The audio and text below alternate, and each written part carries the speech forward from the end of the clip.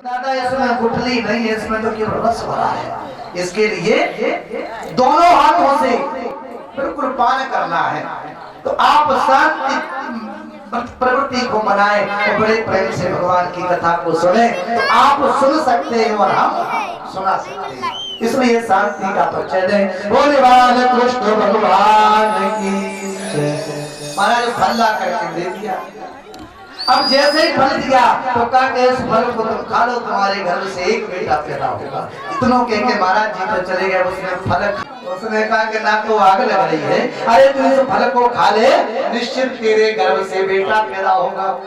तो इसने चौथा तर्क दिया। बोले बहन एक बात बता। बोले क्या? बोले सुख बन से गर्भस्थम कुक्षे कदम तुझे। इसने कहा कि हमने आजकल सुना है कि बच्चे उल्टे हो जाते हैं, आड़े तिरछे, डॉक्टर ने कहा ऑपरेशन होगा। तो ऐसे में कहीं मेरा बच्चा मेरी खूब फाड़ के निकल पड़ा तो मेरे तो प्राण चले जाएंगे, मैं तो मर जाऊंगी। तो डॉक्टर कह देते आजकल बच्चा उल्टा है। उल्टा नहीं है, सत्यता ये है कि जब बच्चा माँ के गर्भ में होता है तो 6 महीने तक बच्चा, जैसे ही 6 महीने का गर्भ हुआ बच्चे में प्राण आ जाते हैं, तो वो चलायमान हो जाता है, बच्चा पेट में घूमने लगता है?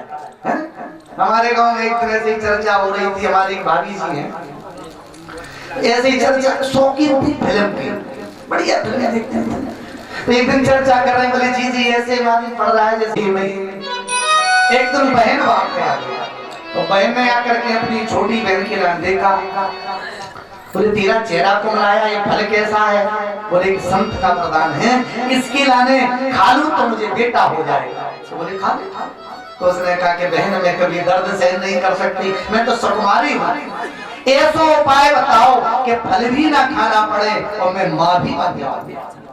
बताओ, फल भी ना खाऊं, बच्चा पैदा भी ना हो और माँ बन जाऊं। तो उसने कहा कोई बड़ी बात नहीं। देखो बहन बहन को समझ गई, कोई बड़ी बात नहीं, बच्चा भी नहीं होगा लेकिन ते माँ बन जाएगी, उसके लाने तुझे कुछ मोटी रकम देना पड़ेगी।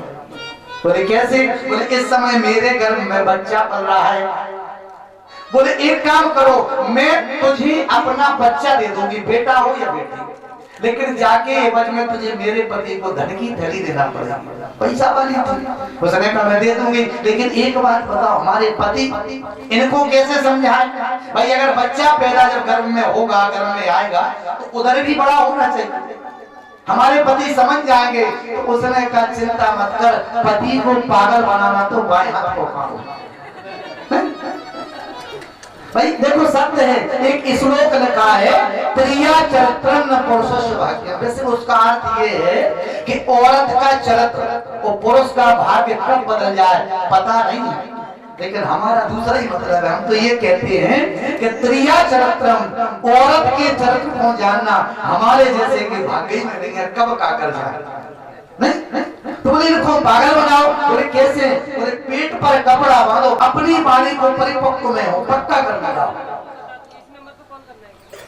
समझ आया? कोई असर नहीं पड़ा, धुंधकारी चला गया, अंत में रोने लगे, अकेले बेटे रो रहे। महाराज गौकर्ण वहां पे आ गए। गौकर्ण ने कहा पिताजी बात क्या है? बोले बेटा बात यह है कि मेरा ही जो बेटा है अत्याचारी हो गया, इसने धर्म छोड़ दिया, अधर्म की रास्ता पे पड़ गया, ये मुझे दुख दे रहा है। या तो होता नहीं और हुआ तो कम से कम सतपुत्र होगा। पिताजी के लाने गौकर्ण ने समझाया, पिताजी संसार में कोई किसी का नहीं, ना तो कोई किसी को दुख देता है, ना कोई किसी को सुख देता है, हम अपने अपने प्रारब्ध को भोग रहे हैं।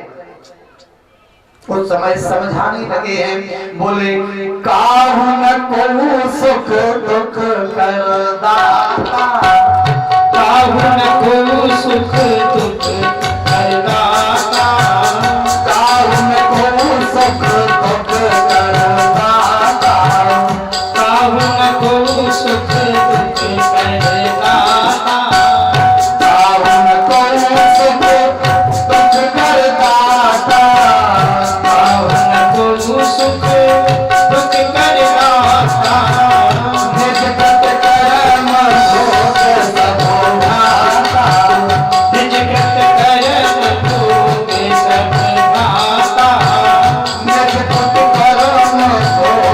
सब आता।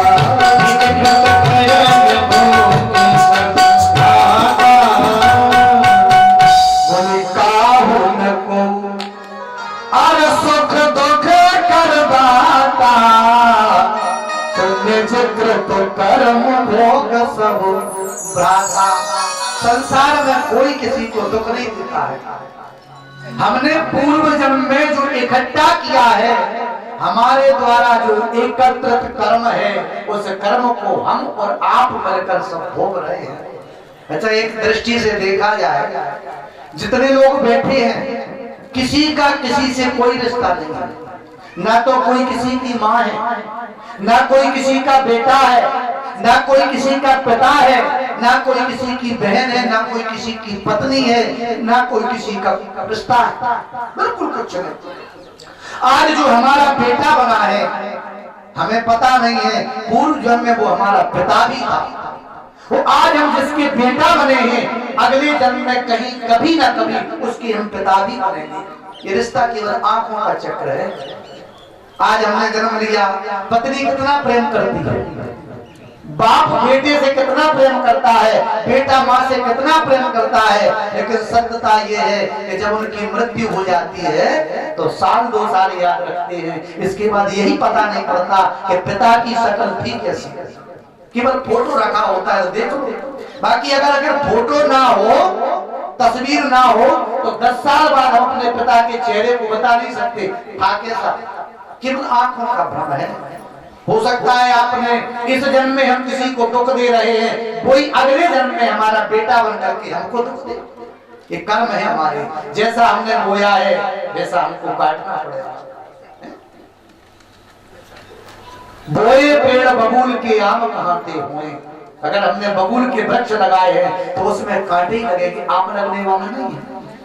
इसलिए कर्म का प्रारंभ है, उसके लिए हम सब भोग रहे हैं। बहुत समझाया तो इतना समझाओ कि भैया असर पड़ गो। रात में घर को छोड़ा, तो घर को छोड़ने के बाद जंगल में जाके प्राणों का त्याग कर दिया, प्राण त्याग दिया। अब तो वेश्याओं से भैया मित्रता थी, 5-5 वेश्याएं घर में रख लिया। वो घर में जहाँ रखे, पैसे की कमी पड़ गई, अपनी मैया से पूछा, बोले माँ पिताजी ने जो धन कमाया था वो धन कहाँ है? तो इन्होंने कहा बेटा मुझे पता नहीं। इतना सुन करके 1 लाख को प्रहार सीने में कर दिया, जहाँ से अमृतमय दूध पिलाया जाता है, जिससे हमारा ये शरीर बना है। उस वक्ष स्थल पर बेटा ने मां के सीने पर प्रहार कर दिया और जैसे लात मारी मैया का हृदय फट गया, बाहर या भागे शरीर। मेरे अंतर मन से पूछो आज मैं कितनी दुखी हूँ।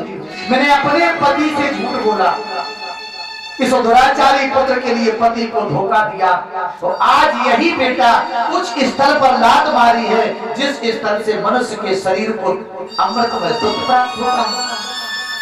अब प्राण त्यागूंगी। भैया दौड़ करके गई, एक बावड़ी कुआ था, छलांग लगा करके प्राणों का त्याग कर दिया। त्याग करो। गौकर्ण ने विचार किया, कौन है, पिताजी चले गए, मैया चली गई, अब मेरा कोई नहीं, सीधे वहां से तीर्थ के लिए चले गए। अब 5-5 वेश्याएं, एक ब्राह्मण परिवार वेश्याओं के संपर्क में। तो जीवन में देखो परिस्थिति कुछ भी हो, हमें मित्रता करना चाहिए तो समान। भाई हम लोग राम जी के आचरणों पे चलते हैं, तो राम जी ने आचरणवान बनाने का हमको संकल्प दिलाया है, हमें आचरणवान बनना चाहिए, है ना? एक ब्राह्मण परिवार का एक व्यक्ति वेश्या के पास में पहुंचा, वेश्या से मित्रता करना चाहिए, तो वेश्या ने कहा कि आप ब्राह्मण हैं, मैं ऐसी निकृष्ट हूँ कि मैं आपके फर्श पर खड़ी नहीं हो सकती, आपसे कैसे मित्रता करूं? भैया ब्राह्मण जिद करने लगा कि हमें आपसे मित्रता करना है, तो वैश्या ने कहा कि मैं मित्रता को तैयार हूँ, लेकिन एक जवाब देना मुझे, बताइए। वैश्या ने एक सुंदर सोने का गिलास लिया, तो सुंदर गिलास सोने का लेकर के सामने रख दिया, एक मिट्टी का कलश लिया डोका कुल्हड़ से, उसे सामने रख दिया। उस ब्राह्मण के सामने सोने के गिलास में गंदी नाली का पानी भर दिया, वो कुल्हड़ जो था उसमें गंगा जल भर दिया। वेश्या ने कहा कि महाराज सबसे पहले आप इसका चुनाव करें, आप इस सोने का पात्र का पियोगे या मिट्टी के पात्र का? तो ब्राह्मण ने भैया मिट्टी को पात्र उठाया और मिट्टी का पात्र उठा करके कहा कि हमें तो ये गंगा जल प्रिय है, क्योंकि ये शुद्ध पात्र में है। और ये सोने के पात्र में तो की तरह है, लेकिन उसके हृदय में गंगा जल भरा हुआ है। तो महाराज आप गंगा जल का पान करो, ये कीचड़ से पान नहीं होगा, कीचड़ से आपकी प्यास बुझने वाली नहीं है। तत्काल ब्राह्मण का मन बदला, अपनी पत्नी के पास आ गया। इसके बाद कभी उसने मित्रता का विचार नहीं किया। तो जो वेश्या है वो गंदी नाली की हो, गंदी नाली का जल है, आप उसको पान करेंगे या गंगा जल को पान करेंगे, ये विचार हमें करना है। महाराज पांचों वेश्याएं आकर के जब घर में हुई, अब पैसे की कमी पड़ी, चोरी करने लगा। तो पांचों वेश्याओं ने विचार किया कि अगर यही स्थिति रही, ये अगर इसी प्रकार से चोरी करता तो राजा के लाने पता चल जाएगा, दंड हमें मिलेगा। एक दिन भैया रात में ये सो रहा था और सोते में आके इसके गले को दबाया, जीभ तो निकली लेकिन मरा नहीं। फांसी पर लटका दिया, फांसी पे लटका है, जीभ निकली है लेकिन मरा नहीं, क्योंकि इतने जल्दी प्राण पापियों के निकलते नहीं है, भोगना तो है। अत्याचारी था, पापी था, अंत में जलती हुई लकड़ी मुख में डाली, जलता हुआ कोयला मुख में डाला, बड़े देर के बाद में उसके प्राण शरीर से बाहर निकले। तो गड्ढा खोड़ा गा दिया, जैसे ही जमीन में गाड़ो भैया वो तो वहां से वेश्याएं चली गई। अब गौकर्ण के लाने पता चला गौकर्ण को कि मेरा भैया मर गया। तो गया जी में थे वो, गया जी उस समय गया जी में श्राद्ध करो। वो गया जी ऐसी है कि प्रेत की मुक्ति करा देती है गया जी। गयासुर नाम के दैत्य को वरदान था, जब भगवान ने मारो, जब गयासुर मरने लगा तो भगवान की आराधना करी। भगवान ने कहा मांग क्या चाहिए? बोले महाराज आपने मेरे इस क्षेत्र में वध किया है, पहली चीज तो मैं प्रेत न बनूं, और दूसरी चीज इस स्थल का, इस क्षेत्र का नाम गया पड़ जाए, और जो भी अपने पितरों का तर्पण आकर के यहाँ करे तो उसके पितरों की मुक्ति होना चाहिए। नाना प्रकार के स्वरूप, नाना प्रकार के विकराल रूप दिखाने लगा। गौकर्ण ने कहा भैया तू कौन है, सामने प्रकट हो। सामने आ, नाना प्रकार से जैसे कहा है सामने प्रकट हो। अच्छा बोल ना पाए। देखो जिसके घर में परीत होता है, प्रेत, जब प्रेत बनता है तो प्रेत का एक नियम होता है कि उसका गला बंद हो जाता है, गला, और गले में केवल इतना छेद रहता है कि उसकी सुई की नोक के बराबर छेद रहता है, तो उसमें से केवल दूध जा पाता है। अब आप लोग कभी कभार जिनके घर में प्रेत परेशान करता है तो उसका एक कारण है। एक बात बताओ, वैसे प्रेत को देखा जाए तो प्रेत हमारे घर का बहुत बड़ा डॉक्टर है। अगर हमारा प्रेत चाहे तो रातों रात आसमान में उठा सकता है, और प्रेत चाहे तो धरती में मिला सकता है। अब हम लोग तो आराम से बढ़िया मार खा रहे हैं, बढ़िया त्योहार मनाते हैं, भोजन अच्छा छप्पन भोजन करते हैं, तो अपने प्रेत के लाने आपने ध्यान नहीं किया। तो ईमानदारी से बताओ क्या प्रेत रुष्ट नहीं होगा? आप एक नियम करिए, जिसके घर में प्रेत परेशानी हो, अमावस्या पड़ती है दो, कभी एक अमावस्या कभी दो, इसमें लिखा होता है प्रेत अमावस्या। उस दिन दीपक में जवा डालो, जौ डाल करके कच्चा दूध डालो उस दिया में, और किसी तगेला पे अपने परीत का नाम लिखो। और दूसरी बात, कच्चे दूध में शक्कर मिला के परीत के नाम की दूध चढ़ाओ और 2 बालकों के लाने चढ़ाओ। मैं गारंटी से कह रहा हूँ इतना करने से ही तुम्हारा परीत प्रसन्न हो जाएगा, कभी परेशान नहीं कर सकता। वो बहुत बड़ी शक्ति भी होता है।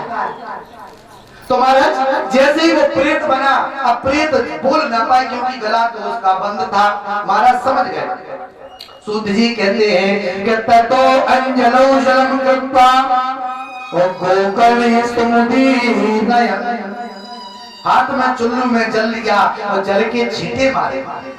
प्रेत प्रकट कर बोलने लगा वो प्रेत। बोले कौन हो? बोले भैया मैं तुम्हारा भाई हूँ, धुंधकारी मैं प्रेत बन गया। गौकर्ण ने कहा तुम प्रेत बन गए? बोले हाँ।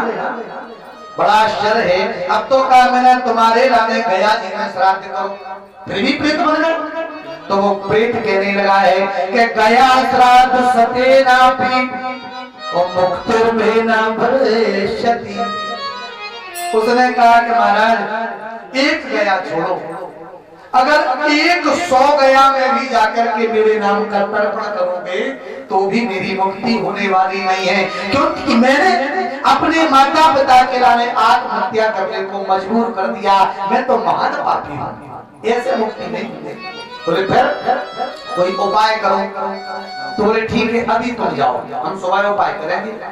भैया प्रेत तो चलोगा, और जैसे ही प्रेत गया आकर के करना है कुछ ही किसी भी प्रकार से हो, हमारे लाने अपने भाई को प्रेत योनि से मुक्त करना है, क्योंकि आज इस बहाने से धुंधकारी के साथ में संतों को भी कथा सुनने का मौका मिलेगा, और आज हमें भी सबको मौका मिला है।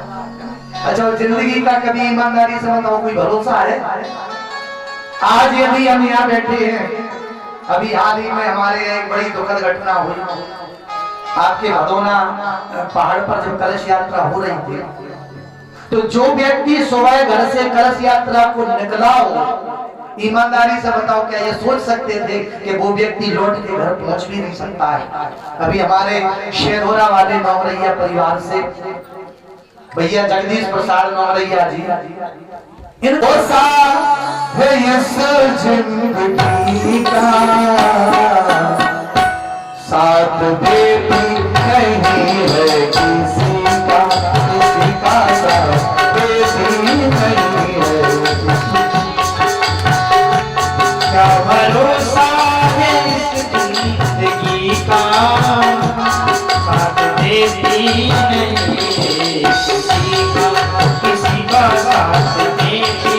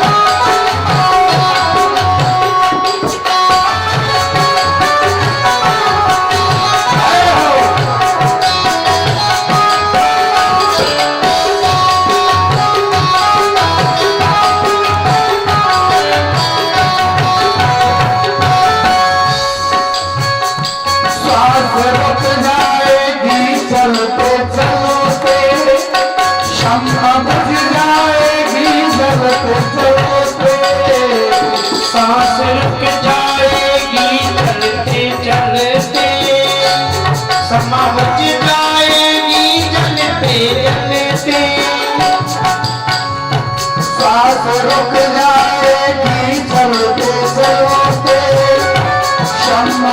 जाएगी जलते जलते, सांस रुक जाएगी चलते चलते, समा बुझ जाएगी जलते जलते,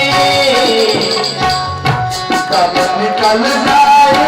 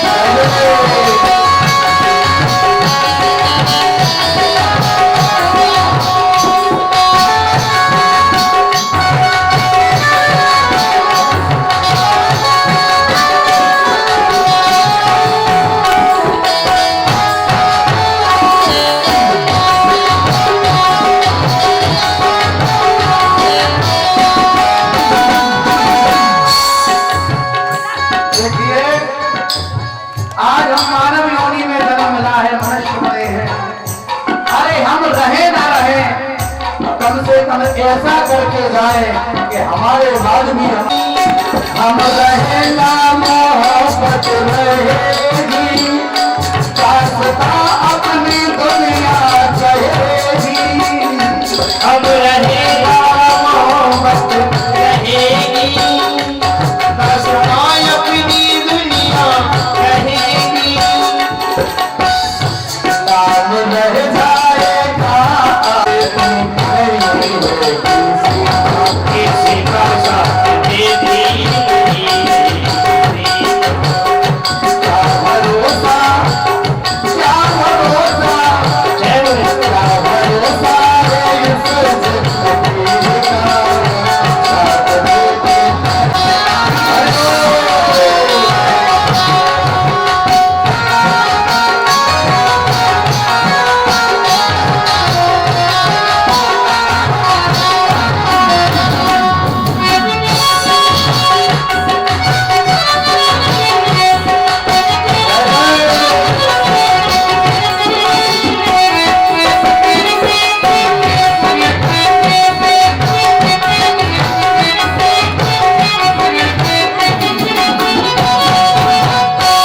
लेकिन मानव बने हैं, कोई मानव जीवन बड़ा चोलान मोने तेरा खिलाड़ी, बड़ी मुश्किल से दर्शन मिला है, चोला अनमोल तेरा खिला है। बड़ी मुश्किल से दर्शन मिला है, चोलान मोने का भरोसा, का भरोसा, भरोसा इस जिंदगी का, साथ देती नहीं, किसी का साथ देती नहीं, साथ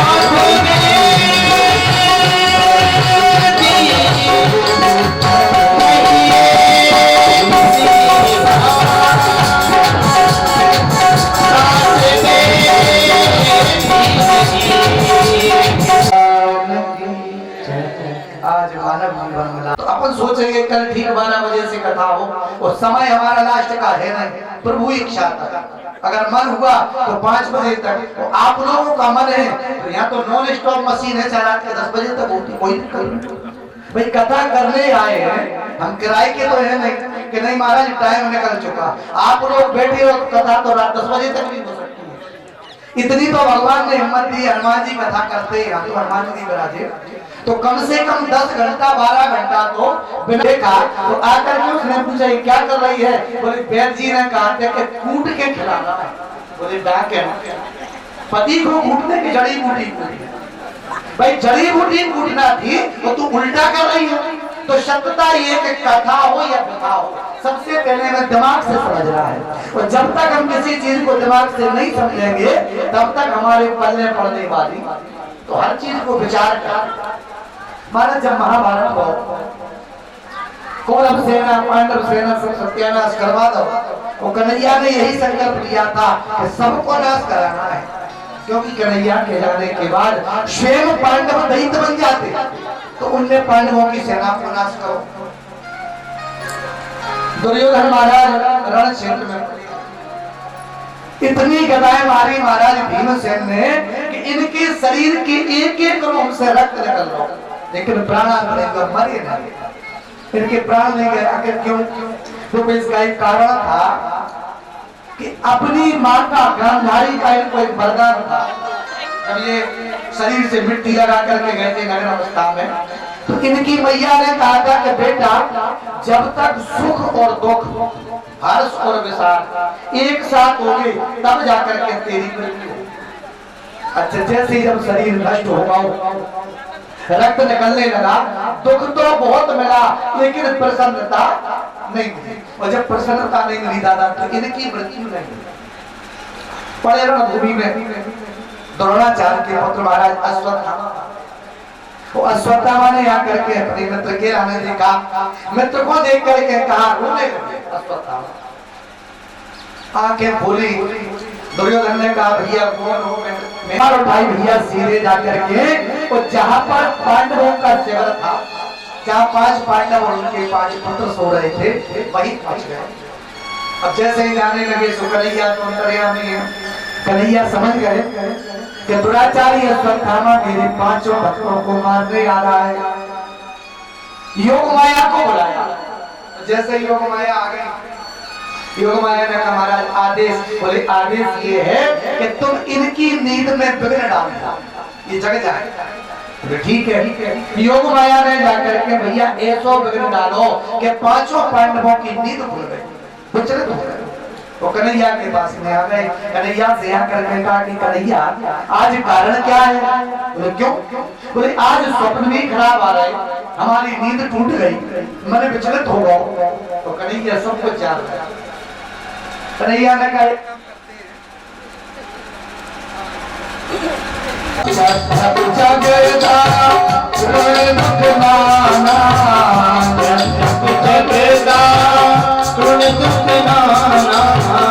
सबके कठिन जाति अपमाना, सबके कठिन जाति अपमाना, सबके कठिन जाति अपमाना, सबके कठिन जाति अपमाना।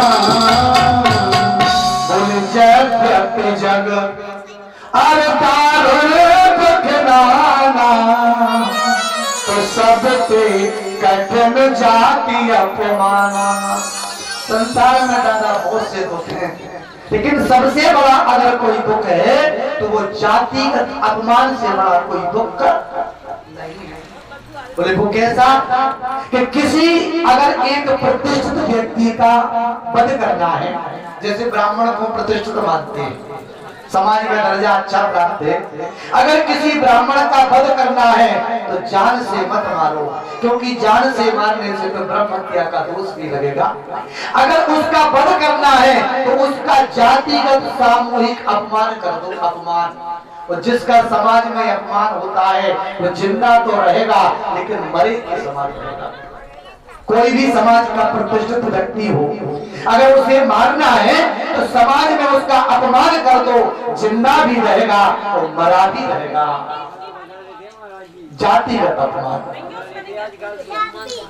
महाराज जैसे इस बात के ने कहा, समझ गए कन्हैया की बात को, तत्काल भैया उस अश्वत्थामा का मुंडन कराया, मूड़ मुड़वा दे, बाल कटवा दे, तो उनके मस्तिष्क में जो मणि लगी थी, मणि, कन्हैया ने इशारा करो सो बाण की नोक से वो मणि निकाली और मणि निकाल करके उसे छोड़ दिया। अच्छा मणि क्यों निकाली? देखो मणि का एक कारण है, मणि थी ब्राह्मणों का तेज, और ब्राह्मण अगर किसी को श्राप दे देते थे, जो कह दिया वो हो जाता। और कन्हैया ने समझा कि आने वाला समय है कलयुग का, तो अगर कलयुग में ब्राह्मण तामसी हो गए, अगर ये मणि रही तो सारे संसार में अगर कोई दैत्य रहेगा तो वो ब्राह्मण बचेंगे। सारे संसार में अत्याचार कर रहे हैं। अच्छा ईमानदारी से विचार करना, अगर हमारे पास में तेज होता, हमने जो कह दिया वो हो जाता, वो मणि होती, तो भारत का प्रधानमंत्री मोदी होता क्या होता? भाई हम कह रहे थे अगर हमको वोट नहीं दोगे तो कहते जाओ तुम भस्म हो जाओ, भस्म हो जाते। तो सारे संसार में राज अधर्म का होता और अधर्मी स्वयं ब्राह्मण बन जाते। तो कन्हैया ने विचार कर लिया कि ब्राह्मण जीवित तो रहेंगे लेकिन तेज के नाने को हटा दो।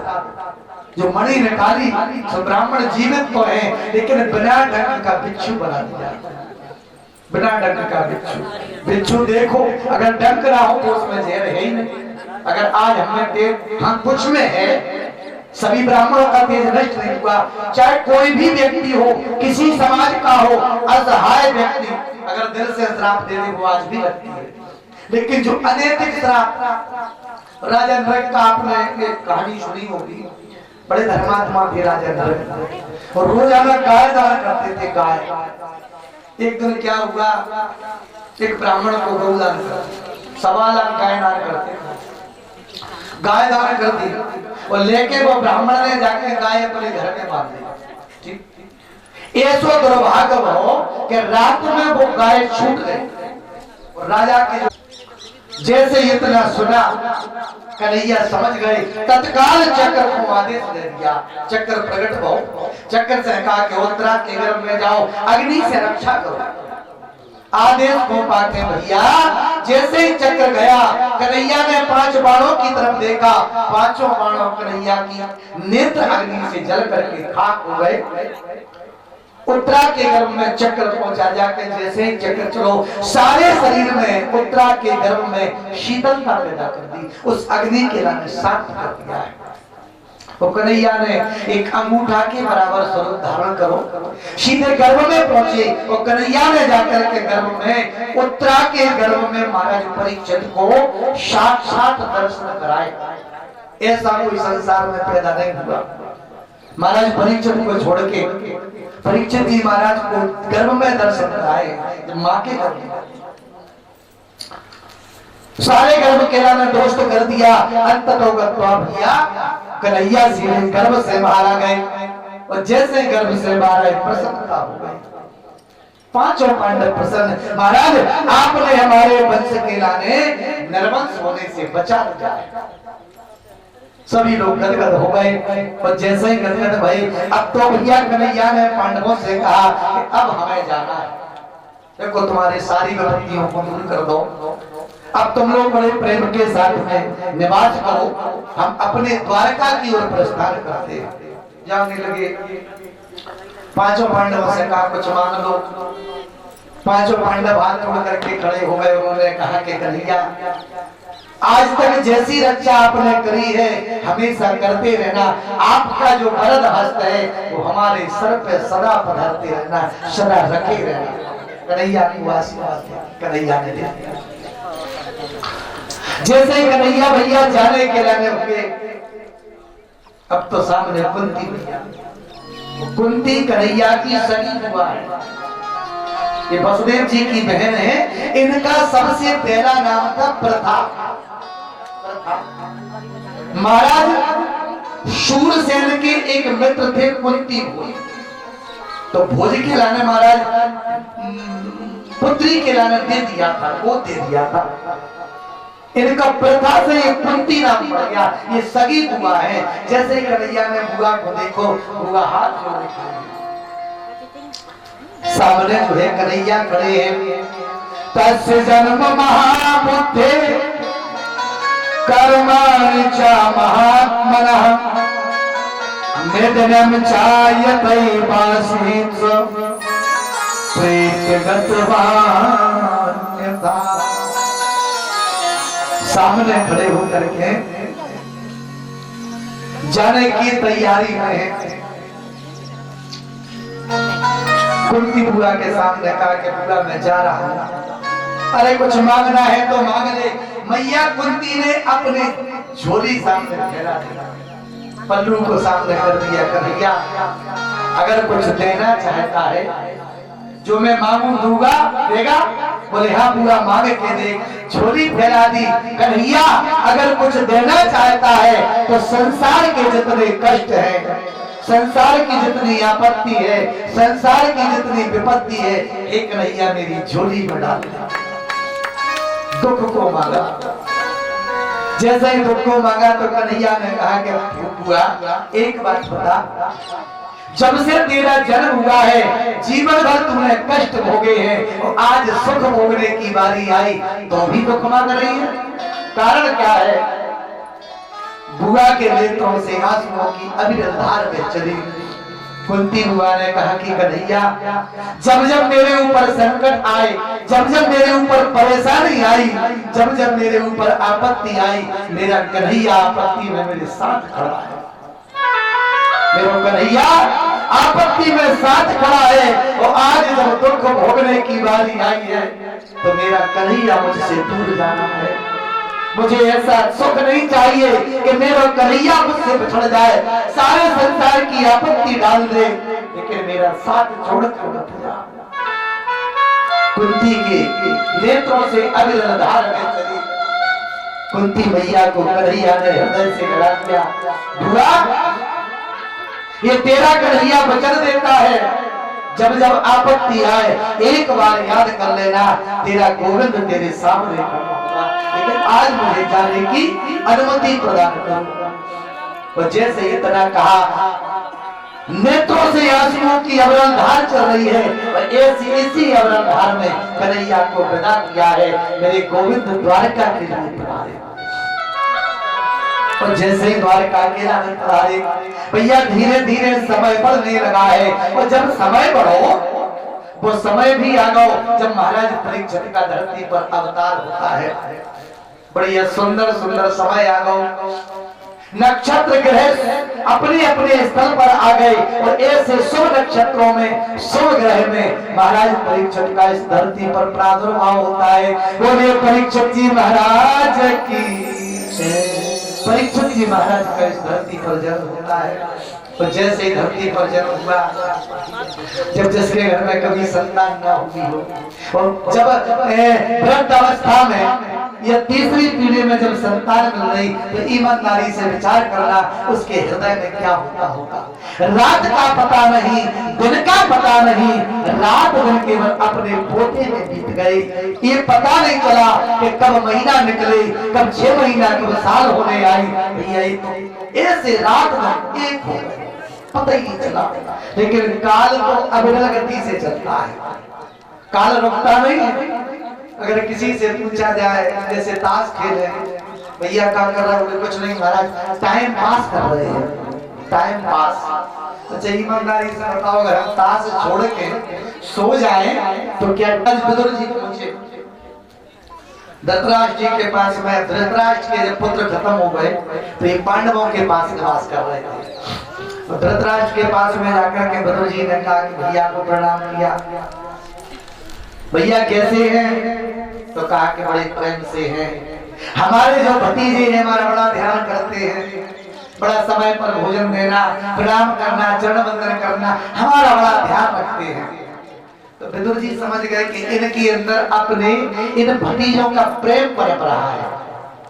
लेकिन ये भूल गए कि काल को समय आ गो, चौथे पन में जंगल में जाना पड़ता, मृत्यु को समय नजदीक है, क्या करें? तो विदुर जी महाराज ने खरी खोटी सुनाई। विदुर जी महाराज ने कहा कि भैया बुरा न मानना, एक बात बताओ, आपके ये जो 5 पांडव हैं प्रिय हैं, बहुत चाहते हैं। बोले भैया उस समय आपका जमीन मर गया था, उस समय आपकी आत्मा सो रही थी, जब आपकी पुत्र वधु इन्हीं पांडवों की पत्नी द्रौपदी के पत्र हरण किए गए, इनको नग्न करने की चेष्टा की, उस समय आप चुप रहे। आपको पता था कि जो महल बनाया है ये लाख का महल है, जल जाएगा। उसमें 5 पांडवों को जलाने की चेष्टा की गई, वो आपको पता था, आप फिर भी चुप रहे। आपके बेटे ने भीम के लड्डुओं में जहर मिलाया, तो आपको पता था, वो आप अपने पुत्र के प्रेम में इतने दीवाने हो गए कि आपने इनकी चिंता नहीं करी, आप चुप रहे। आपके सामने ये 5 पांडव जंगल में खाक छानते रहे, भूखे प्यासे रहे, लेकिन आपने अपने भतीजों की चिंता नहीं करी। आपके भतीजों ने कहा था कि काका जी हमें 5 गांव दे दो, हम 5 गांव में अपना जीवन यापन कर लेंगे। तो आपके पुत्र ने कहा कि बिना युद्ध के सुई की नोक के बराबर जगह नहीं मिलेगी, तो आपने इनको जंगल में छोड़ दिया। तब बोल रहे, तब आपको समझ नहीं आया कि आपके भतीजे हैं, आप चाहते भैया इनके साथ अन्याय नहीं होता, लेकिन आपने अपने इन भतीजों के पास साथ में अन्याय किया, तो आज इनके टुकड़ों पर पड़ रहे हैं। भैया आपकी स्थिति वो हो गई जैसे घर का मालिक किसी कुत्ते को टुकड़े डाल देता है, आप कुत्ते की तरह जीवन जी रहे हैं। दादा ऐसी खोटी सुनाई, ऐसी खोटी, उसका एक उद्देश्य था विदुर जी का कि खरी खोटी सुनाओ, तब इनका भतीजे के प्रति जो प्रेम है वो प्रेम दूर हो जाए। सत्य है, क्योंकि विदुर जी साधारण नहीं थे, ये असाधारण है। वो आज भी विदुर नीति है, विदुर नीति। और विदुर नीति यही तो कहते हैं कि जब हमें जहां जैसा कार्य करना है उसी नीति को चलाइए। अगर हमें किसी से पैसे निकालना है, मान लो का सेठ के पैसा फंस गए, कल ब्राह्मण के यादव के कुशवा, इनने विचार कर लिया कि उन्होंने अपने शरीर को त्याग दो, ये भी समझ गए। इन्होंने अपने पौत्र महाराज परीक्षित को गद्दी पर बिठाया, क्योंकि जान गए कि काल को समय आ गो, अब हमें भी मतलब यहाँ से गमन करना है, मृत्यु को समय नजदीक है। गद्दी पर बिठा ले, जबकि योग नहीं थे उस समय, तब भी गद्दी पर बिठा ले, राजमुकुट रख दिया। और राजमुकुट रखने के बाद में भैया इन्होंने स्वर्गारोहण किया, हिमालय की यात्रा करी, और धीरे धीरे हिमालय से गिर गिर करके इन्होंने अपने शरीर का त्याग किया। केवल युधिष्ठिर महाराज शरीर सहित स्वर्ग पहुंचे, इंद्र ने उनका स्वागत किया, यमराज ने स्वागत किया। इस प्रकार से इन्होंने स्वर्गारोहण किया। महाराज परीक्षित गद्दी पर बैठे, और जब परीक्षित गद्दी पर बैठ गए भैया, इनका दिव्य सुंदर विवाह हुआ। उत्तर की पुत्री इरावती के साथ में इनको विवाह हुआ, और जन्मेजय आदि 4 पुत्र पैदा हुए। सबसे बड़े का नाम था जन्मेजय। देखो पांडवों के पुत्र का राजा था, चारों तरफ नगर भ्रमण करके अपनी प्रजा की स्थिति को देखे। तो एक राजा का कर्तव्य होता है, राजा जैसे हमारे गांव का राजा सरपंच होता है, क्षेत्र का राजा विधायक होता है, लोकसभा क्षेत्र का राजा एक सांसद होता है, प्रदेश का राजा मुख्यमंत्री होता है, तो हमारे पूरे देश का राजा प्रधानमंत्री होता है। एक राजा है, और जिस राजा के राज्य में अगर प्रजा दुखी होती है तो उस राजा की 4 चीजें नष्ट होती हैं, आयु, विद्या, यशो, बलम। अगर सरपंच गांव का है और सरपंच गांव का अत्याचारी है, पापी है, तो अगर अपनी प्रजा का ध्यान नहीं किया, दंड उसको ही भोगना पड़ता है। तो बोले फिर भी नहीं रुक सकता, तो चला चला। बोले महाराज एक और अच्छा नियम है। बोले क्या? बोले महाराज हमारे यहाँ एक नियम है कि पहले जो भगवान को प्राप्त करना होता था तो 10,000 वर्ष तक, 1,000 वर्ष तक, 100 वर्ष तक तपस्या करना पड़ती थी, जब भगवत भक्ति मिल पाती थी। लेकिन मेरे राज्य में ऐसा नहीं है। मेरे राज्य में तो तुलसी बाबा ने भीमानस में लिखा है कि कल युग केवल नाम आधार, कल युग केवल नाम आधारा, कल युग केवल नाम आधारा, कल युग केवल नाम आधारा, कल युग केवल नाम आधारा, कल युग केवल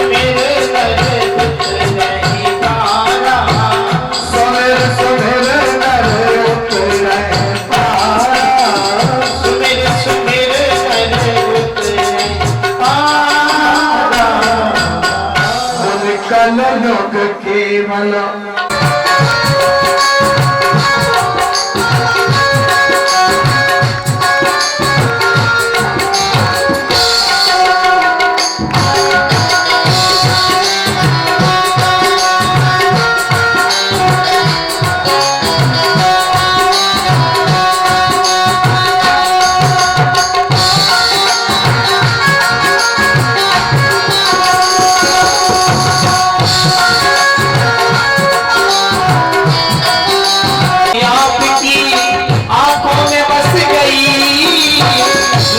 सलोनी आपकी आंखों में बस गई, एक झलक ऐसी मिली दीवाना कर गई, एक झलक ऐसी मिली दीवाना कर गई। बढ़ती रहे दीवानगी, बढ़ती रहे दीवानगी, ऐसी कृपा करो भक्तों के घर की सामने आते रहा करो। सुनो जी, भक्तों के घर की सामने आते रहा करो।